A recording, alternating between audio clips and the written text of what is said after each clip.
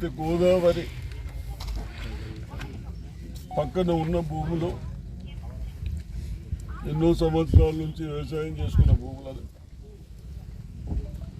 శ్రీరామ్ సాగర్ కట్టిన తర్వాత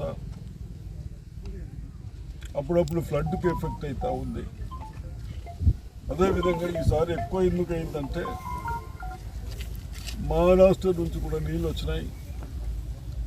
ఎప్పుడు లేని విధంగా నిజాం సాగర్కి వెళ్ళి 2 లక్షల క్యూసెక్స్ వచ్చే వరకు దాంతో కనీసం 3-4 రోజులు నీళ్ళు ఆగి బ్యాక్ వాటర్ ఆగి పంటలు పోయినాయి.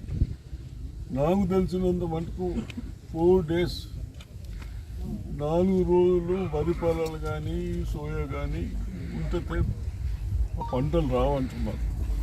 అయినా కొద్ది 3 రోజులు 2 రోజుల పైన ఉన్నాయి. అగ్రికల్చర్ ఆఫీసర్ని తింపుతూ ఉన్నాం. ఎక్కడన్నా క్రాప్ వస్తే ట్రై చేయమని చెప్తా ఉన్నాం, ఏ స్ప్రే చేయాలని చెప్తా ఉన్నాం. అదేవిధంగా అగ్రికల్చర్ ఆఫీసర్లకు రిక్వెస్ట్ చేస్తున్నాం, ఎక్కడ కూడా మన డ్యూటీ మన వంతు ఎక్కడైతే ఈ ఫ్లడ్డింగ్ల ఎఫెక్ట్ అయినా 1 ఎకరం కూడా పోకుండా అందరికీ రాయమని చెప్తా ఉన్నాం. అదేవిధంగా కరెంట్ పోల్స్ ఎక్కడైతే లిఫ్ట్ లేవో చెరువులు లేవో దగ్గర మనం బోర్ బాయిలతో పంటలు పండించుకుంటున్నాం. ఈ 30 అని చెప్తా ఉన్నారు.